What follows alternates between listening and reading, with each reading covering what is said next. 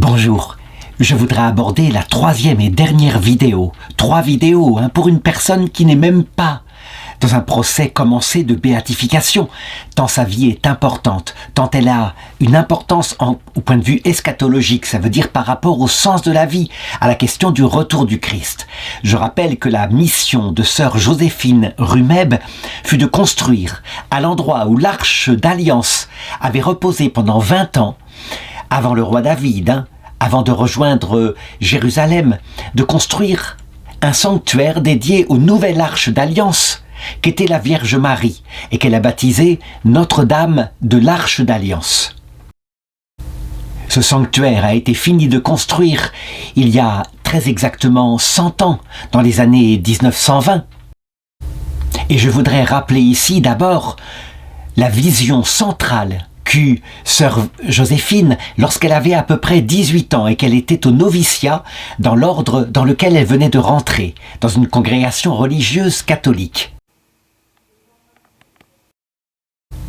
Alors qu'elle adorait le Saint-Sacrement qui était exposé sur l'autel, soudain il a disparu et à sa place est apparu Jésus, glorieux, lumineux, d'une lumière telle qu'elle ne pouvait plus supporter sa vision. Et sous ses pieds, il y avait comme du feu qui formait une montagne extraordinaire.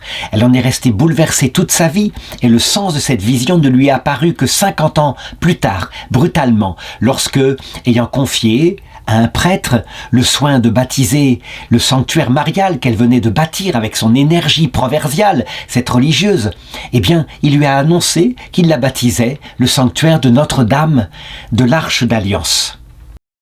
Je voudrais ici donner les 3 sens principaux de cette prophétie qu'elle vit. Le sens matériel, lié au peuple d'Israël, c'est évident. L'Arche d'Alliance un jour sera retrouvée. Et, comme le Seigneur le lui avait dit, tout se terminera à Jérusalem, où le temple sera rebâti, où l'Arche d'Alliance sera installée, comme le montre le livre des Maccabées, le 2e livre des Maccabées, chapitre 2. Ce sens matériel est celui que donnera le peuple d'Israël, dont la prophétie ne terminera pas. La prophétie annoncera le retour du Christ. 2e sens profondément chrétien. L'Arche d'Alliance, c'est la Vierge Marie d'abord, mais c'est aussi notre propre cœur, où le Seigneur doit habiter, avec toute cette force qui nous est donnée pour ne jamais le quitter, ne jamais l'apostasier. Comme dans l'Arche d'Alliance authentique, il y avait 3 objets, à savoir une coupe d'or contenant de la manne, le pain vivant, qui avait été donné au désert au peuple hébreu. Il y avait d'autre part le bâton d'Aaron qui avait fleuri, et puis les 2 tables de la loi, les 10 commandements qui avaient été gravés par Dieu ou par le doigt de Moïse, c'est selon les textes de la Bible. Eh bien, de la même façon, dans le cœur de Marie, il y avait l'Eucharistie, alors que Jésus avait disparu et qu'elle attendait de le revoir avant son Assomption. Elle vivait de l'Eucharistie, de la présence réelle, qui est un pain du désert. Nous sommes faits pour le voir face à face. Deuxièmement, elle vivait totalement de l'obéissance à l'Église, qui était en train de commencer, donc de l'obéissance aux apôtres, symbolisée par le bâton d'Aaron. Et puis, elle gardait tout cela dans son cœur, comme les tables de la loi, gardant tout concernant le sort de l'homme, de l'humanité, dont elle était la mère spirituelle et qu'elle allait aider ensuite à atteindre sa finalité éternelle. Et puis, concernant le secret du cœur de Dieu, c'est la table de la loi qui parle de Dieu. Ce 2e sens, nous le voyons, est compris par elle, par sœur Joséphine Rumeb, et c'est ce qu'elle construisit, le sanctuaire qu'elle construisit, où elle voulait une adoration perpétuelle de l'Eucharistie, à l'image de la Vierge Marie. Mais ça, j'en parlerai tout à l'heure. Le 3e sens, c'est celui que je vais aborder dans cette vidéo, celui qui la concerne elle. En réalité, cette prophétie devait se réaliser de nouveau. Elle devait revoir le Christ dans sa gloire. Et pour cela, je voudrais raconter la fin de sa vie entre 1920 et 1927, donc au moment de l'achèvement de son œuvre, lorsque la basilique qu'elle devait construire est bénie, et puis sa mort, son entrée dans l'autre monde où le Seigneur lui est apparu de nouveau, comme il lui était apparu alors qu'elle avait 18 ans. C'est donc tout un chemin de purification qu'il lui restait à faire que je vais raconter ici et qui permet d'illustrer ce que nous-mêmes devons vivre parce que nul ne peut voir Dieu, c'est le but de notre vie. Nul ne peut voir Dieu sans mourir à soi-même. On peut donc le dire à partir de 1920, même si la fin de la construction de l'église eut lieu en 1924, eh bien, sœur Véronique avait quasiment terminé sa mission. Elle n'avait plus maintenant qu'à organiser, surveiller. Elle était encore pleine d'énergie. Elle avait 70 ans. Il fallait qu'elle soit debout dans toute son énergie pour surveiller les travaux, pour organiser tout ce qu'il fallait. Eh bien, elle était bon pied, bon œil. Elle était comblée de joie par certaines apparitions du Seigneur, mais en même temps, et ça c'est le secret dont je voudrais parler ici, elle était absolument envahie de douleur. On peut le dire, elle était une âme victime, mais elle l'avait été dès sa petite enfance, lorsque le Seigneur déjà lui était apparu et lui avait demandé si elle voulait bien s'offrir pour participer à l'œuvre de rédemption que lui, Jésus, avait réalisée. Les souffrances, elles étaient tout à fait diverses. Je voudrais en raconter une pour voir que c'est à peu près les mêmes souffrances qui peuvent nous frapper, nous. Par exemple, dans ces années 1920, voici que des fonctionnaires anglais, puisque la Palestine était sous domination anglaise, vinrent la voir dans son sanctuaire pour lui réclamer des impôts. C'est absolument stupéfiant. Elle qui n'a reçu que des dons, qui n'a jamais travaillé, elle leur prouve avec preuve à l'appui, comme un général, on peut le dire, que depuis 20 ans, elle n'a pas gagné un seul sou, que tout est objet de dons, et que elle a donné, par ses travaux, plus d'1 million à ceux qu'elle a payés comme ouvriers. Elle a participé donc au développement de la région. Les Anglais, évidemment, disent « Mais d'où vient l'argent pour la construction de cette basilique ?» Et elle répond simplement « Ah, la basilique, ce n'est pas moi, c'est lui !» Et elle montre la statue de Saint Joseph. Et elle se défend, pieds et dents, je dirais, pour garder l'argent. Elle le dit, je ne donnerai pas un sou. D'ailleurs, on en a besoin de l'argent. Tout l'argent qui nous est donné, c'est aussi pour les malades, pour le sanctuaire, le dispensaire qui leur est consacré. Et elle leur fait visiter. Donc, les fonctionnaires anglais, évidemment, ils sont reçus royalement, comme elle savait le faire. Et ils sortent de là en comprenant bien qu'ils ne tireront aucun impôt de cet endroit. Ça paraît un petit souci, mais en réalité, c'était source en elle de véritables transportements. Elle le dira d'ailleurs, J'ai souffert le martyre avec cet argent. J'en ai perdu le sommeil des fois. C'est à cause de cela. Ah, si ça n'avait pas été pour la basilique, je n'aurais pas accepté un sou. Elle avait dû en gérer tant d'argent et puis il y avait le dispensaire. Elle avait dû installer cette espèce de centre médical qui était la vocation de sa communauté. C'était une communauté apostolique, ce n'était pas une communauté contemplative. Et elle fondait un sanctuaire où, elle le disait, il y aurait de la contemplation et de l'adoration perpétuelle du Saint-Sacrement. Mais ça, je vais en parler un petit peu après. Évidemment, elle le reconnaissait dans tous ses soucis. Le ciel l'avait énormément aidé, l'avait même totalement aidé. Quand il avait fallu construire, par exemple, cette belle statue de Notre-Dame de l'Arche d'Alliance, on la voit, avec l'Arche d'Alliance représentée sous la statue de Notre-Dame. Le symbole est très fort et les 2 séraphins qui sont au-dessus du coffre. Un officier anglais avait donné 9000 francs et le consulat avait donné 1000 francs et d'autres, finalement avaient donné 80 000 francs. Bref, c'était formidable, source de joie mais tellement de soucis aussi. Parfois, elle le racontait quand elle avait eu besoin d'argent, que c'était même limite. Elle faisait intervenir les âmes du purgatoire, qui, on le sait, sont des âmes saintes, même si elles ne sont pas encore dans la vision béatifique. Et elles intervenaient. Par exemple, une dame, un jour, qui était veuve, était venue porter de l'argent. Et elle disait, je suis sûre que c'est l'âme de mon mari qui me guide pour vous donner. Et d'ailleurs, c'était incroyable, parce que elle avait prié ce mari décédé pour qu'il influence sa femme. Et voici que sa femme venait. C'était bouleversant. Et c'est ainsi que le petit sanctuaire, ou plutôt cet immense sanctuaire en réalité, petit peut-être par la taille, mais immense par la signification, il s'élevait, il grandissait, il était prêt à être complètement inauguré. Et elle voyait Jésus qui lui donnait des prophéties sur son avenir, un avenir qui n'était pas pour tout de suite, qui viendrait à l'heure du Seigneur. Elle les donna, avant de partir pour l'autre monde. Elle nous a laissé toute une série de prophéties. Elle disait par exemple que Jésus lui faisait comprendre que toutes les nations viendraient là pour prier. Elle était là, pleine de confiance, elle savait que ça se réaliserait à son heure, des âmes d'amour qui viendront t'adorer sur ta sainte montagne. Alors évidemment, là encore, pour ceux qui maintenant comprennent la façon dont Dieu parle, eh bien, cette prophétie signifie non seulement la prière des chrétiens devant le Saint-Sacrement, donc Jésus présent dans l'hostie, mais aussi parce que tout devait se terminer à Jérusalem, lorsque le temple de Jérusalem serait reconstruit, qu'il y aurait l'arche d'alliance qui aurait été retrouvée, que des sacrifices de pain et de vin seraient de nouveau offerts. Eh bien, à Jérusalem, de toutes les nations, on viendrait pour adorer Dieu. Je sais, je l'ai dit au début, que certains chrétiens disent « Mais non, cette prophétie ne peut pas se réaliser. Le vrai arche d'alliance, c'est la Vierge Marie, c'est le Nouveau Testament. » Oui, bien sûr, mais tout se réalise aussi selon l'ancienne prophétie jusqu'à la fin du monde, puisque le peuple juif doit être un signe du retour du Christ. C'est ce que saint Paul dit dans l'Épître aux Romains, si certains en doutent. Que sera leur introduction dans l'Alliance, sinon une résurrection d'entre les morts? Et sœur Joséphine parfois se faisait prophète et elle disait, à propos de cette colline de Kiryat Yerim, Jésus veut être là avec sa croix triomphante et son hostie rayonnante. La sainte montagne va devenir un tabor de gloire pour Jésus et son hostie, perpétuellement exposée, et un foyer d'amour pour son divin cœur.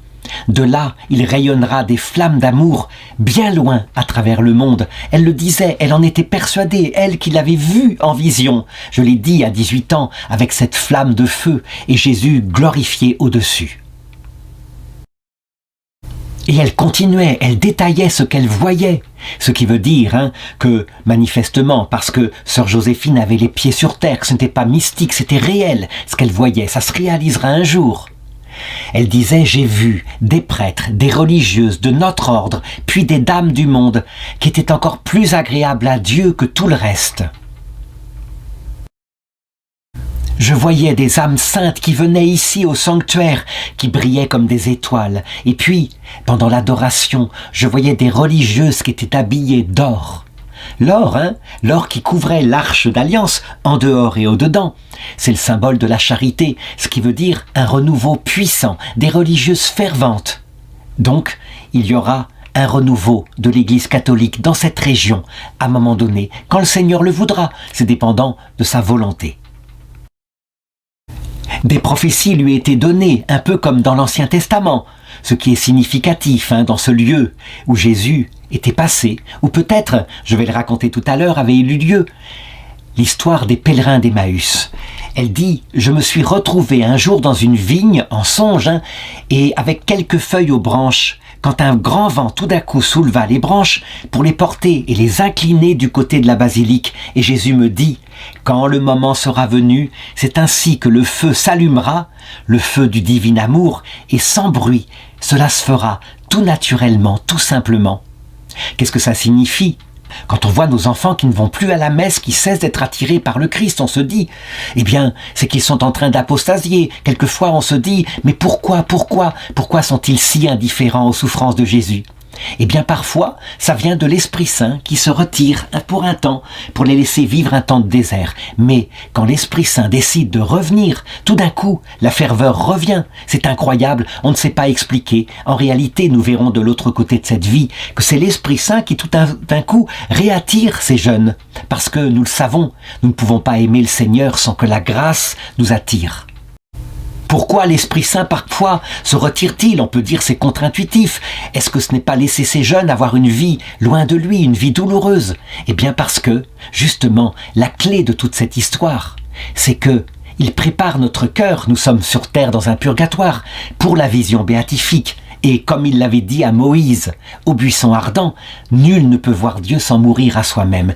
Et c'est ce que je vais raconter maintenant. Eh bien, en détaillant les dernières années de la vie de sœur Joséphine. Mais avant de raconter comment elle est entrée dans la vieillesse et la souffrance qui l'accompagne, encore quelques paroles d'elle. Elle affirmait « Ici, vous verrez de grandes choses ».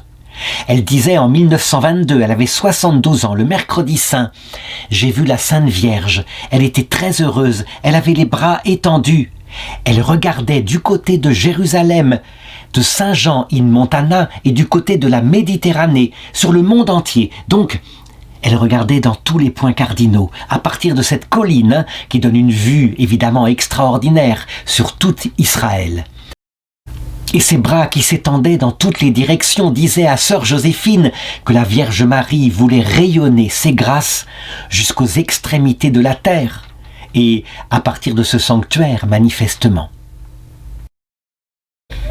En ce qui concerne la statue de la Vierge Marie, il faut dire que son origine, c'est la Vierge Marie elle-même qui l'a demandé, qui l'a fait comprendre à sœur Joséphine. Elle voulait une statue qui regarde du côté de Jérusalem, là où tout devait se terminer, comme l'avait dit le Seigneur, alors qu'elle était jeune.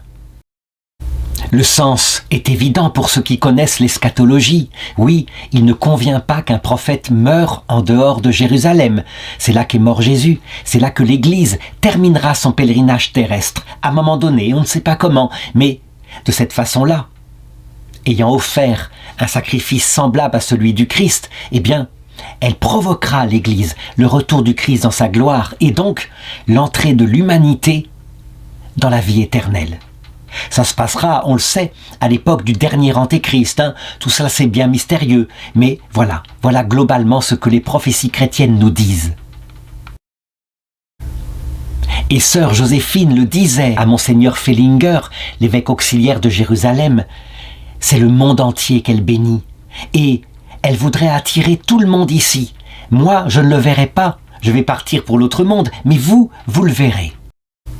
Elle a donc dit cela il y a près d'un siècle, et nous pouvons donc regarder comment ça s'est réalisé. Je dirais que ça s'est réalisé humblement. Quelques personnes, des personnes qui se sont retirées ici pour réaliser les prophéties de sœur Joséphine, qui ont consacré leur vie à la prière.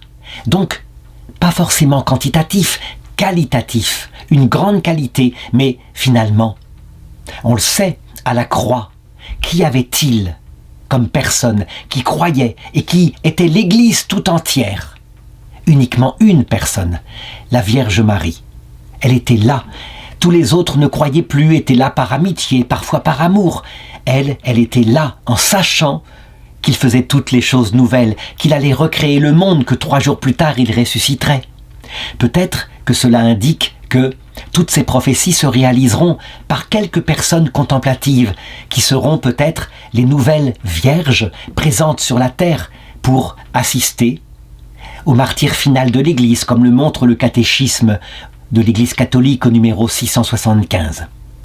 À cette époque-là, alors qu'elle est presque au terme de sa vie, par exemple le 24 juillet 1924, après la communion, sœur Joséphine Rumeb voit apparaître la fondatrice de sa communauté, sainte Émilie de Viala, qui a le visage tout illuminé de gloire et d'une beauté céleste. Elle porte ses yeux vers la basilique avec un grand bonheur, et elle dit à la sœur: « Je comprends aujourd'hui combien mon ordre est agréable à notre Seigneur, puisqu'il lui a donné ce beau sanctuaire. » En réalité, sa fondatrice, sa mère qui est au ciel, qu'elle n'a jamais connue, est là, évidemment, pour l'encourager par rapport au dernier moment d'épreuve qu'elle doit vivre sur terre. Et le 12 et 13 septembre 1923 ou 1924, on ne sait pas, eh bien, elle voit toutes les cloches du monde entier qui semblent sonner pour chanter la gloire du Seigneur, un peu centrée autour de ce sanctuaire. Un peu plus tard, alors que le sanctuaire est quasiment terminé d'être construit, voici que Saint Joseph lui-même, l'époux de Marie, lui apparaît, et elle le voit en rêve. Il lui apporte les clés du sanctuaire, mais le problème c'est qu'il a 3 clés. Alors elle ne comprend pas, parce que normalement il n'y a que 2 portes au sanctuaire. Elle ne pense pas qu'il y a la porte principale, qui s'ouvre évidemment à l'entrée de l'église. Et donc, elle se demande pourquoi il y a 3 clés. Évidemment, pour nous savons bien qu'il y a un sens symbolique. Le sens symbolique a probablement été donné un peu plus tard par Saint Jean Bosco, à savoir que si on veut rentrer dans la basilique, c'est-à-dire dans le ciel éternel, et ne pas perdre la foi dans les grandes épreuves de l'Église, il y a 3 clés qu'on doit toujours garder, que Saint Jean Bosco désignait comme étant les 3 blancheurs. Quoi qu'il arrive, quelles que soient les épreuves, toujours rester dans un acte de foi. Facile pour 2 des clés, Plus difficile pour le troisième, toujours y rester fidèle. Jésus dans son Eucharistie, et si l'Eucharistie disparaît, Jésus dans sa présence intérieure dans le cœur, par son Esprit Saint.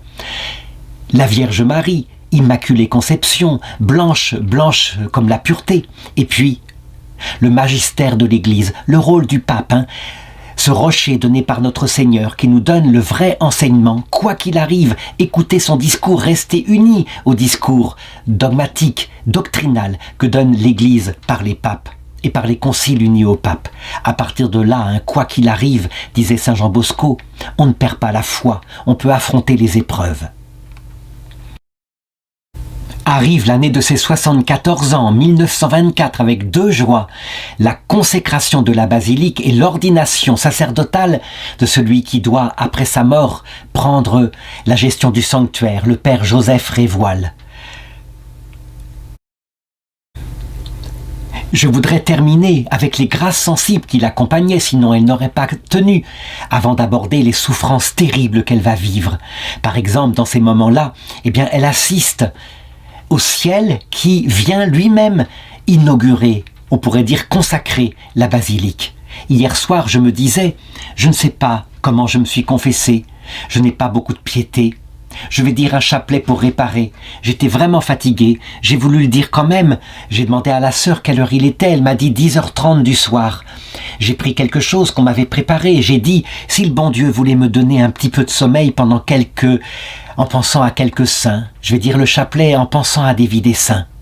Et voilà que, alors que je suis entré dans la basilique, un chœur apparaît qui remplissait toute la chapelle en face de ma chambre et je ne voyais plus le mur. Et près de l'autel, il y avait une personne grande qui entonnait et à côté d'elle, une jeune fille de 12 à 14 ans qui continuait avec une voix merveilleuse et une multitude de petits enfants qui chantaient avec un courage que je ne puis dire. Et ils s'en donnaient, et ils s'en donnaient, ils mettaient de l'énergie et cette musique, c'était si beau.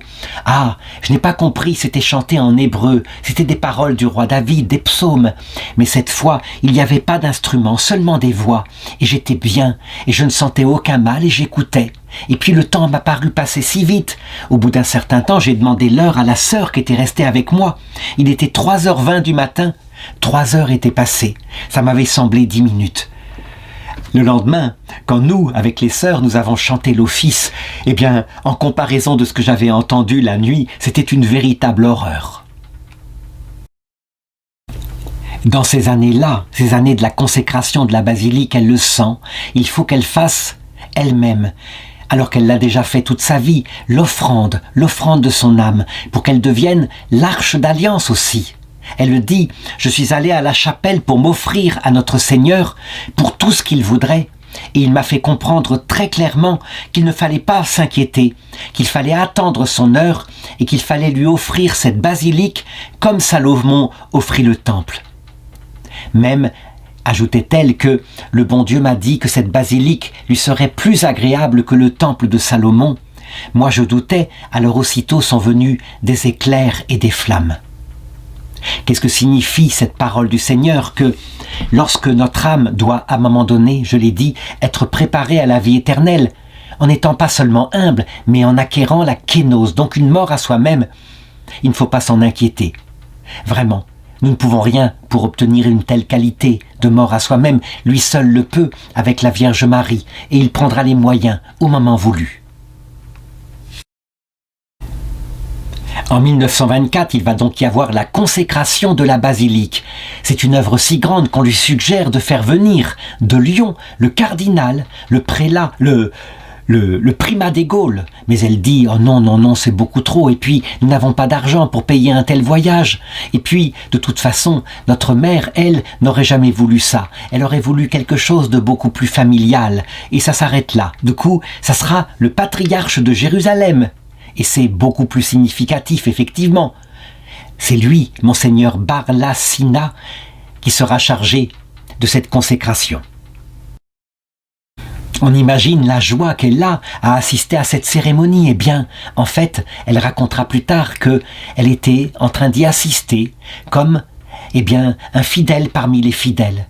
Pourtant, des compliments fusaient de tous les côtés. Dès qu'un orateur prenait la parole, on parlait de sœur Joséphine qui avait tout construit, tout avait été porté par ses mains.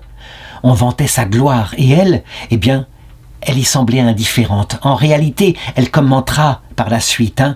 Je crois que je n'attendais aucun honneur.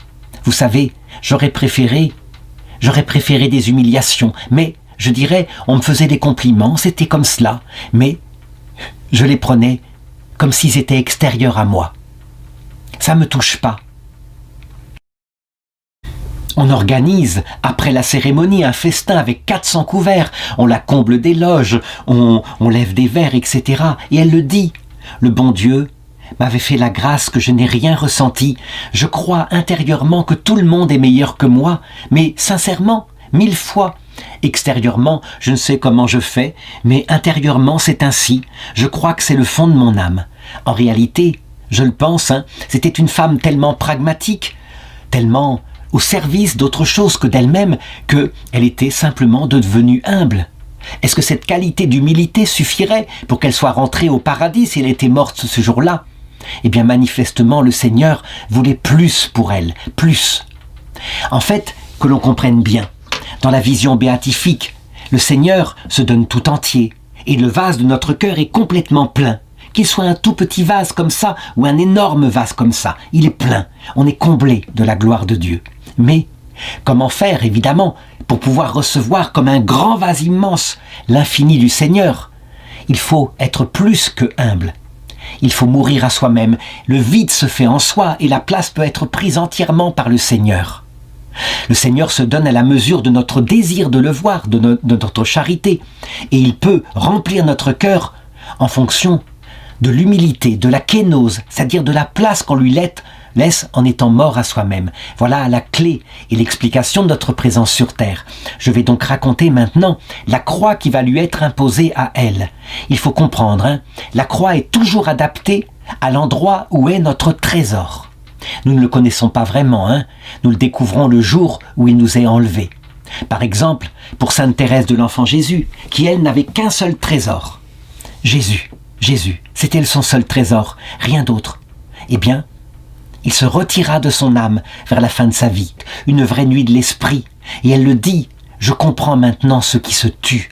Elle a acquis par cela, en perdant le sens même de la présence de Jésus. Un peu comme s'il l'avait abandonné, elle a écrit un cœur mort à elle-même. En ce qui concerne sœur Joséphine, eh bien, manifestement, elle, si active, une entrepreneuse née, ce qui pouvait la mettre vraiment dans l'épreuve, c'était la dépendance physique. C'est curieux comme épreuve, mais oui, là était son trésor, pouvoir être utile. Eh bien, à partir d'un certain moment, le Seigneur lui impose la dépendance physique. Les dernières années de sa vie, la diminution de ses activités avec la fatigue accrue de son pauvre corps épuisé, fut pour elle vraiment une forme sensible d'humiliation. Elle le disait, « Ah, vous croyez que je n'ai pas de peine de me voir réduite à l'impuissance inutile, moi qui avais l'habitude de tout faire marcher ?» Vraiment, elle le reconnaît, c'est sa croix la plus terrible, et pourtant, puisqu'elle le comprend, elle le dit, « Je peux offrir, je lui avais tout donné, je crois que le Seigneur doit être bien content. » Celui qui est passé par la nuit, par la perte de son trésor, après, ne peut plus se moquer des trésors qui sont enlevés selon chacun d'entre nous. L'avare, lui, il perdra son or. C'est comme cela. On rit habituellement en se disant « mais ce n'est pas bien grave ». Seulement pour lui, c'est là où est son trésor. Le Seigneur va sauver son cœur, le préparer à la vie éternelle par cette épreuve. Eh bien, elle, c'était sa santé. Et donc, voilà que sa croix s'abat sur ses jambes. Des maux de jambes absolument terribles, ces jambes qui deviennent comme des plaies ouvertes. Elle avait toujours souffert des jambes, mais là, ça devient particulièrement sensible. Elle le dit, « J'ai bien mal à la jambe. Il y a bien longtemps, 20 ans, j'étais à la maison mère et la jambe me faisait mal. Je la regardais, elle était dans un tel état que je crus devoir dire à la révérende mère que je souffrais. Et la révérende mère me dit, « Il faut voir le médecin. » Et je lui ai répondu, « Ma révérende mère, pas cela. Je ne puis pas vous obliger, me répondit-elle. Alors j'étais tranquille, je me suis jamais fait soigner. et quand j'avais quelque chose, je ne le disais pas, et je laissais passer le mal comme il voulait, comme le bon Dieu voulait. Le genou me faisait bien mal, je ne puis pas me tenir à genoux, maintenant c'est le mollet qui me fait souffrir, et les nerfs qui se contractent. J'ai toujours souffert de cette jambe, l'autre me fait mal aussi, mais pas autant. On a parfois quelques-unes de ces petites remarques, mais qui disent tout. Ah, j'ai beaucoup souffert de la jambe cette nuit. C'était comme un fer rouge qui me torturait, ou des chiens qui me dévoraient. On dirait le supplice de la croix. Un peu plus tard, alors qu'elle avance en âge, voici que la douleur se met dans la tête. Elle le dit parfois. Oh, mon âme est comme rôtie au feu. Ce qui m'a fait souffrir en ce moment, c'est la tête, une souffrance à crier. Des coups à la tête comme des bombes. Hier, vers 7 heures, j'ai reçu un coup à la tête pendant que j'étais à la chapelle. Puis quelque chose m'a fendu le crâne.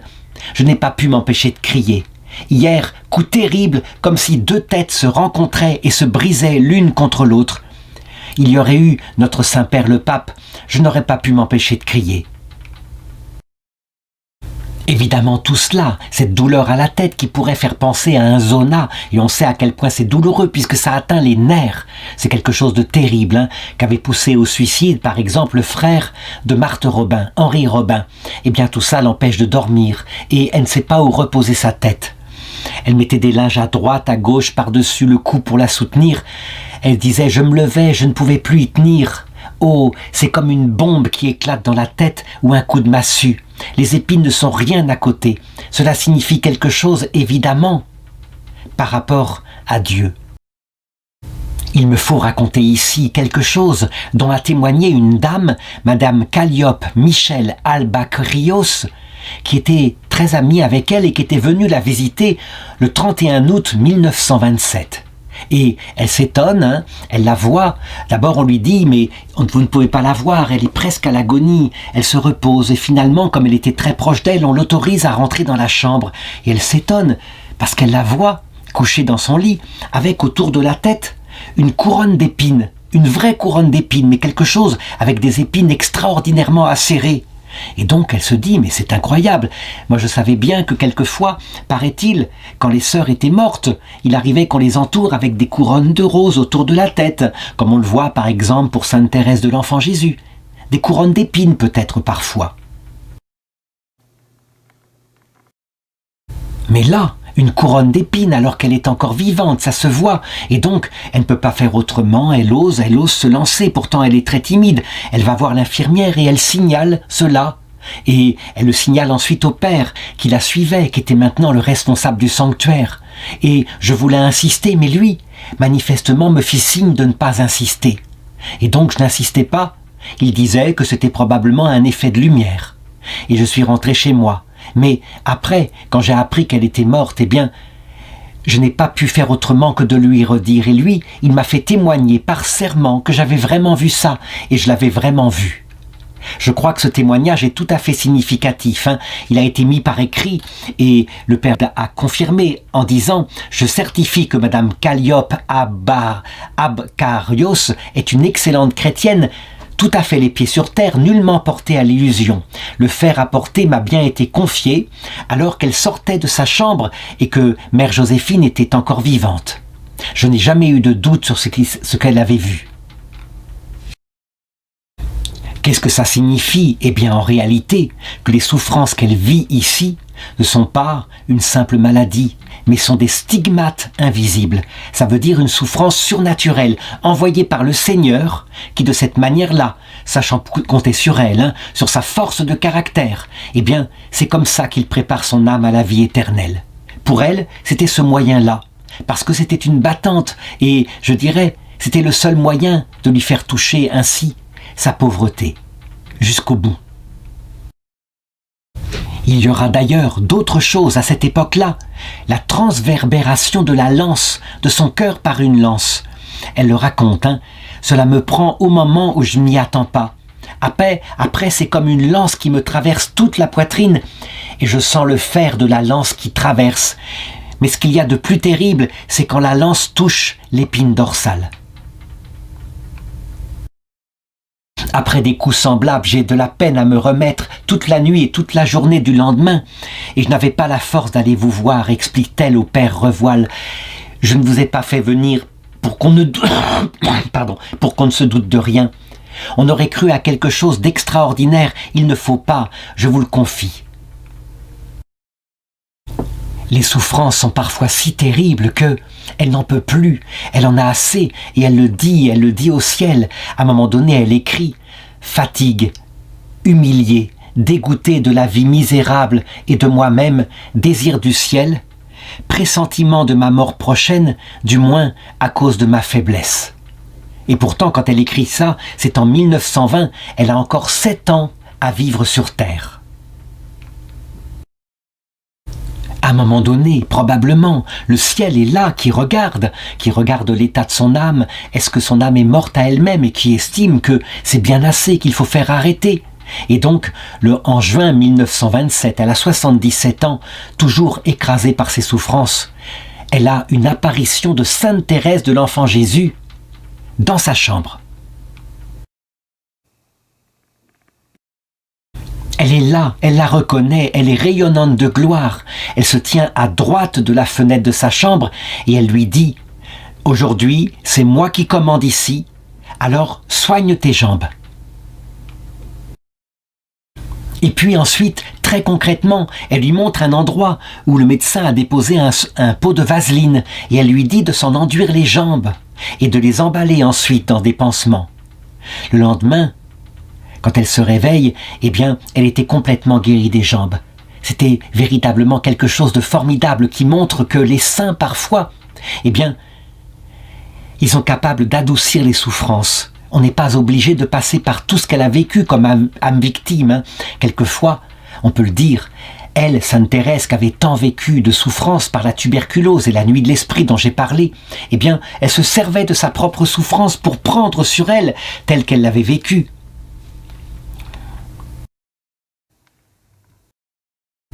En 1897, ce que sœur Joséphine vivait donc 30 ans plus tard, en 1927.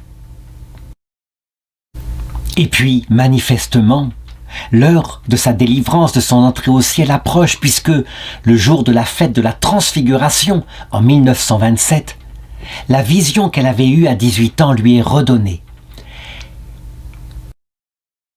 Les sœurs qui sont autour d'elle la voient, qui se redresse, qui est comme stupéfaite et qui dit « Ah, ah, ah !» comme elle l'avait dit dans la première vision. Elles se retournent, elles lui prennent la main. « Est-ce que vous êtes malade ?»« Non, non, non, je ne suis pas malade. » Et elle racontera plus tard qu'elle a vu l'ostensoir, encore une fois, qui a disparu, et notre Seigneur qui lui est apparu lumineux, comme au Tabor, et qui disait « Je me manifeste ainsi, dans cet ostensoir parce qu'il t'appartient, il vient de chez toi. » En réalité, nous le savons, à l'heure de notre mort, nous verrons tous Jésus nous apparaître dans sa gloire, pas tout seul, accompagné de la Vierge Marie, des saints et des anges. Ce ne sera pas encore la vision béatifique, ce sera la vision de son humanité glorieuse. Mais c'est lui, de cette façon-là, qui achèvera la prédication de l'Évangile, pour si nous avons quelque ignorance encore, en voyant son Sacré-Cœur. Puis, si nous sommes prêts, et dès que nous serons prêts pour ceux qui n'auront pas terminé leur purgatoire sur la terre, après un temps de purgatoire dans l'autre monde, nous entrerons dans la vision béatifique, nous verrons son essence divine directement, sans avoir plus besoin de voir son humanité glorieuse. Durant cet hiver 1927, elle arrive encore quelquefois à se lever, à marcher, et elle va à la chapelle pour prier. Et ce jour-là, eh bien, il y a une sorte de courant d'air qui se fait dans la chapelle. Courant d'air qui pourrait être le symbole du Saint-Esprit, mais qui là, pour le coup, était un vrai courant d'air froid. Et elle attrape mal. Par la suite, elle eut comme un gros rhume avec vomissement de sang, et elle disait qu'elle n'avait jamais été prise comme à ce moment-là. Elle tient bon quelque temps, à force d'énergie, mais ses forces peu à peu déclinent, et elle sent bientôt que cette fois, elle doit s'aliter. Elle va parachever ainsi, au lit, dans cette dépendance, eh bien, ce qui lui restait à purifier, jusqu'au 31 août 1927. Et là, au moment où les prêtres célèbrent la messe auprès d'elle et chantent le mot qui dit terribilis est locus iste. Attention, ce lieu est terrible. Et on sait qu'il fallait retirer ses chaussures quand une parole comme cela venait du ciel. C'est ce qui est arrivé en particulier à Jacob, lorsqu'il eut ce rêve avec cette échelle dont les pieds étaient fixés sur la terre et le sommet allait au ciel, qui symbolise ce que nous faisons ici. Nous sommes dans une échelle de Jacob et nous progressons d'étape en étape vers la vie éternelle. Eh bien, c'est là qu'elle entre en agonie, au moment où cette parole est dite. Le lendemain, 1er septembre 1927, vers 2 heures du matin, sœur Joséphine Rumeb s'éteignait doucement. Elle était âgée de 77 ans. Elle avait passé 58 ans de profession religieuse et 52 ans de mission ici, en Terre Sainte. Dès le lendemain, 2 septembre 1927, Monseigneur Barlassina, patriarche de Jérusalem, venait pour célébrer lui-même ses funérailles. Il était accompagné de Monseigneur Keane, évêque auxiliaire, de Monseigneur Fellinger, de Monseigneur Perrin, de Monseigneur Ozanne, vicaire custodial de Terre Sainte, de Monsieur le Consul général de France, de Monsieur Douard, de Monsieur Neuville, bref, de toutes les autorités qui pouvaient venir tant elles étaient connues. Et ces funérailles furent un véritable triomphe, on s'en doute. Il est inutile que je les raconte, Je voudrais raconter ce que nous n'avons pas vu, mais ce que nous savons qui s'est passé.